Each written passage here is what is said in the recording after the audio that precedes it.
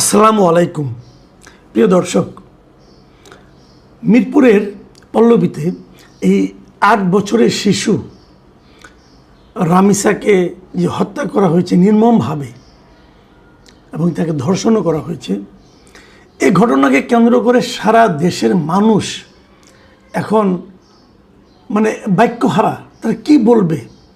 এরকম নৃশংস হত্যাকাণ্ড দেশে ঘটছে। এটাই যে প্রথম, এটাই যে শেষ তা কিন্তু নয়। মঙ্গলবারে ঘটনা ঘটেছে, দ্রুতই যে আসামি, মূল যে ব্যক্তি, দায়ী ব্যক্তি, তাকে গ্রেফতার করা সম্ভব হয়েছে। সে নিজেও তার অপরাধের কথা স্বীকার করেছে। এখন বিচার হবে। এর মধ্যে মঙ্গলবারের পর গতকালকে বৃহস্পতিবার রাতে ক্যাবিনেট মিটিং শেষ করে আমাদের প্রধানমন্ত্রী তারেক রহমান সেই নিহতের বাড়িতে গিয়েছেন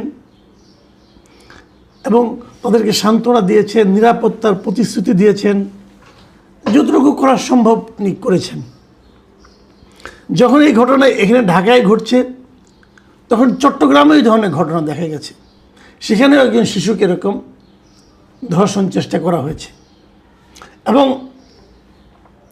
সেখানে সেই ব্যক্তিকে জনগণ তাদের হাতে তুলে দেওয়ার জন্য পুলিশের উপর চাপ প্রয়োগ করেছে। পুলিশ যখন ওই ধর্ষণ চেষ্টার সঙ্গে জড়িত ব্যক্তিকে ধরে নিয়ে থানায় যাচ্ছিল, তখন জনগণের দাবি ছিল না, তাকে তাদের হাতে ছেড়ে দিতে হবে।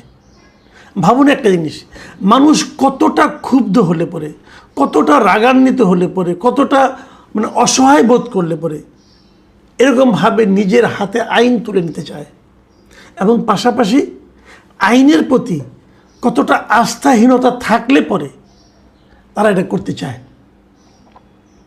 তাদের ধারণা এই যে পুলিশ তাকে ধরে নিয়ে গেল, হয়তো এর বিচার হবে না, হয়তো কিছুদিন পরে লোকে ভুলে যাবে, হয়তো প্রাথমিকভাবে নিম্ন আদালতে মৃত্যুদণ্ডও হবে, কিন্তু পরবর্তী সময়ে সে আবার উচ্চ আদালতে যে খালাস পেয়ে যাবে। এই যে ঘটনাগুলো ঘটছে, আইনের মারপেচ, নানা ধরনের ঘটনা, এর প্রেক্ষিতেই কিন্তু সাধারণ মানুষের মধ্যে এক ধরনের বিশ্বাসহীনতা জন্ম নিয়েছে সরকারের প্রতি, আইন শৃঙ্খলা বাহিনীর প্রতি, এমনকি বিচার বিভাগের প্রতি।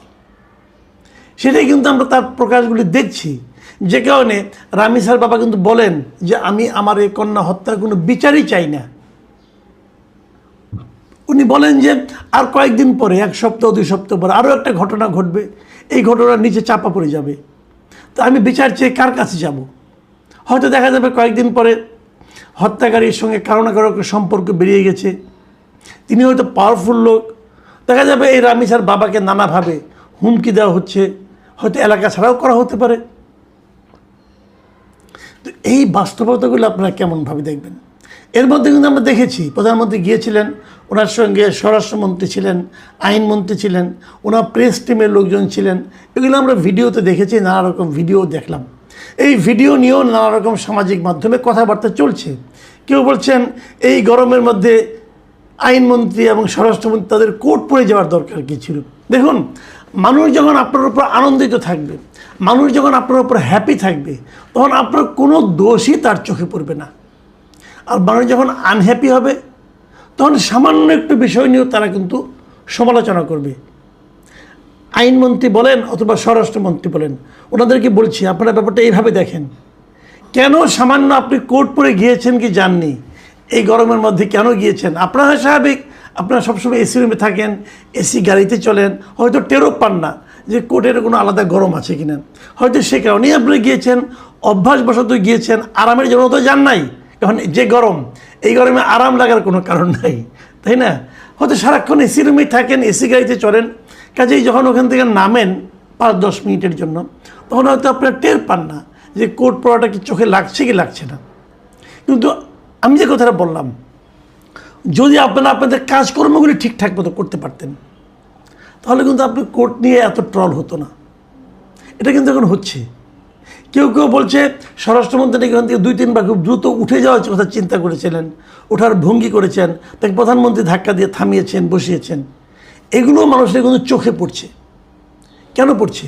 ওই যে ওইটা, ওই যে যারা দেখতে নাই তার চলন বাঁকা। আপনাকে না দেখতে পারার কারণটা কি? কারণটা হলো আপনি যে মন্ত্রণালয়ের দায়িত্বে আছেন, মাননীয় স্বরাষ্ট্রমন্ত্রী, আপনাকে বলছি, সেই মন্ত্রণালয় ভালোভাবে কাজটা করতে পারছে না। এই সরকারের 3 মাস হয়ে গেছে। এই 3 মাসে যদি পার্টিকুলারলি একটা কিংবা 2টা মন্ত্রণালয়ের কথা বলা হয় যে কোন 2টা মন্ত্রণালয় অথবা কোন একটা মন্ত্রণালয় ভালোভাবে জনগণের প্রত্যাশা মেটাতে পারছে না, তাহলে প্রথমে আসবে স্বরাষ্ট্র মন্ত্রণালয়ের কথা। স্বরাষ্ট্রমন্ত্রী লোক ভালো, স্বরাষ্ট্রমন্ত্রী জ্ঞানী লোক, স্বরাষ্ট্রমন্ত্রী খুব ভালো আইন বুঝেন, স্বরাষ্ট্রমন্ত্রী বিএনপির পলিটিক্সটা বুঝেন, স্বরাষ্ট্রমন্ত্রী বিএনপির পলিটিক্সকে উপরে তুলে ধরার জন্য যা যা করা দরকার তা করেছেন, করছেন, হয়তো আগামীতেও করবেন। কিন্তু গত 3 মাসে স্বরাষ্ট্রমন্ত্রী হিসাবে ওনার পারফরমেন্স তাবৎ মন্ত্রীদের মধ্যে সবচেয়ে খারাপ। এই জিনিসটা যেমন ওনাকেও বুঝতে হবে, তেমনি এই জিনিসটা প্রধানমন্ত্রীকেও বুঝতে হবে। কে কোন মন্ত্রণালয় পাবেন এটা কিন্তু প্রধানমন্ত্রী নির্ধারণ করেন। প্রধানমন্ত্রীর এই পছন্দটা মানুষ কিন্তু গুড চয়েস হিসেবে বলছে না। হয়তো উনি অন্য মন্ত্রণালয় খুব ভালো করতেন, কারণ দেখেন পুলিশের মনোবল ফিরিয়ে আনা, আইন শৃঙ্খলা রক্ষা করা, এই সবগুলি কিন্তু স্বরাষ্ট্র মন্ত্রণালয়ের দায়িত্ব। হয়তো স্বরাষ্ট্রমন্ত্রী বলবেন এই যে সোহেল রানা ছোট্ট বাচ্চাটাকে ধর্ষণ করেছে, হত্যা করেছে, আমি কি এখানে যে পাহারা দেব বলে দেখেন মানুষ আপনাকে কীভাবে ট্রল করে। আপনার মনে আছে একবার আওয়ামী লীগের এক স্বরাষ্ট্রমন্ত্রী ছিল, তিনি বলছিলেন ঈদের সময় আমরা কি মানুষের ঘর পাহারা দেব? পাহারা দিতে হয় না। বিষয়টা হলো এরকম, আপনি এমন একটা পরিস্থিতি তৈরি করবেন, এমন কিছু কাজ করবেন যে কারণে প্রত্যেকটা এলাকার পুলিশ বাহিনী সতর্ক হয়ে যাবে, তাদের মধ্যে কর্মতৎপরতা বৃদ্ধি পাবে। তারা ভাববেন এই থানায় যদি কোনো কিছু হয় তাহলে ওসিকে বদলি করে দেন। আপনি ধরেন মিরপুর থানায় একটা বড় ঘটনা ঘটলো, মিরপুর থানায় ওসিকে তৎক্ষণাৎ বদলি করে দেন। বদলি করে তাকে তো আপনার ফাঁসি দিচ্ছেন না, তাকে আরেকটা থানায় দিয়ে দেন, অন্য একটা থানা, দূরবর্তী একটা থানায় দিয়ে দেন। তো পরবর্তী সময় যিনি আসবেন তিনি ভাববেন যে আমার এখানে এরকম আরেকটা ঘটনা ঘটে, তাহলে আমাকেও বদলি হয়ে যেতে হবে। এই ভয়ের কারণে অথবা মিরপুরে থাকার আকর্ষণের কারণে উনি কিন্তু জান প্রাণ দিয়ে খাটবেন এবং পুলিশ বাহিনীকে সতর্ক করবেন যে তোমরা কেয়ারফুল থাকো। যদি আইন প্রয়োগকারী সংস্থা সতর্ক হয়, সব জায়গায় তৎপর থাকে, তাহলে কিন্তু অপরাধ অনেকটাই কমে যায়। দেখুন আমি কিছু কথা বলি, এই ঘটনাকে কেন্দ্র করে আমি প্রথম আলো যে নিউজটা পড়লাম সেখানে দেখলাম, আমি ওইগুলো পড়লে আপনারা বুঝতে পারবেন। সেই নিউজের নিচে আমি 2-3টা কমেন্ট সাধারণ মানুষের কমেন্ট আমি আপনাদের একটু শেয়ার করতে চাই। যেমন ওই নিউজটার নিচে ফজলুর রহমান নামে একজন কমেন্ট করেছেন, তিনি লিখেছেন বাংলাদেশের আইন প্রণেতাদের এটা বুঝতে হবে যে একটা হত্যাকাণ্ড হলে আইন রক্ষা কর্মীদের হাতে সুযোগ এসে যায় টাকা কামানোর। তারা সর্বোচ্চ চেষ্টা করে টাকা নিয়ে খুনের সপক্ষে কেসটা এমনভাবে সাজাতে যেন খুনি আদালতে ছাড়া পেয়ে যায়। এই সংস্কৃতি থেকে স্বল্প সময়ে বেরিয়ে আসার কোনো সম্ভাবনা দেখছি না। দেখুন সরকারের উপরে কিন্তু একটা অবিশ্বাস, পুলিশের উপরে একটা অবিশ্বাস, এটা কিন্তু মানুষের মনের মধ্যে জায়গা করে নিয়েছে। এই অবিশ্বাসটা আপনি কেমন করে দূর করবেন? আপনার কর্মকাণ্ডের মাধ্যমে দূর করতে হবে। এটাই এই সরকারের দায়িত্ব, এটাই স্বরাষ্ট্র মন্ত্রণালয়ের দায়িত্ব। এই দায়িত্বটা যিনি নিতে পারবেন তাকে স্বরাষ্ট্রমন্ত্রী বানানো উচিত বলে আমি মনে করি। আনফর্চুনেটলি সালাউদ্দিন আহমেদ এই দায়িত্বটা এখনো পালন করতে পেরেছেন অথবা পারছেন বলে আমাদের মতো সাধারণ মানুষের মধ্যে সেই প্রত্যয় জন্মাচ্ছে না। দেখুন আমি আরেকটা মন্তব্য করি, এম রহমান লিখেছেন অপরাধীদের দৃষ্টান্তমূলক শাস্তি এবং নারী ও শিশুদের নিরাপত্তা নিশ্চিতের দাবি জানাই, দ্রুত বিচার চাই, 10 দিনের মধ্যে বিচার শেষ করে আসামিকে ফাঁসি দিয়ে নজির স্থাপন করে দেখান। দেখুন 10 দিনের মধ্যে বিচার হয় না, ফাঁসিও দেওয়া যায় না, এটা আমরা জানি, আমিও জানি, আপনিও জানেন, সবাই জানি। কিন্তু জনগণের প্রত্যাশাটা কোন মাত্রায় গিয়েছে? জনগণ ভেবে নিয়েছে বিচার বিলম্বিত হওয়া মানে বিচার না হওয়ার শামিল। আরেকটা মন্তব্য পড়ি, সেই মন্তব্যটা আননেমড ইউজার লিখেছেন, মানে উনি নাম প্রকাশ করেন নাই। উনি লিখেছেন সম্মানিত প্রধানমন্ত্রী, পুলিশকে শক্তিশালী করুন, বিচার ব্যবস্থায় পরিবর্তন আনুন, এভাবে কত মানুষের বাসায় যাবেন।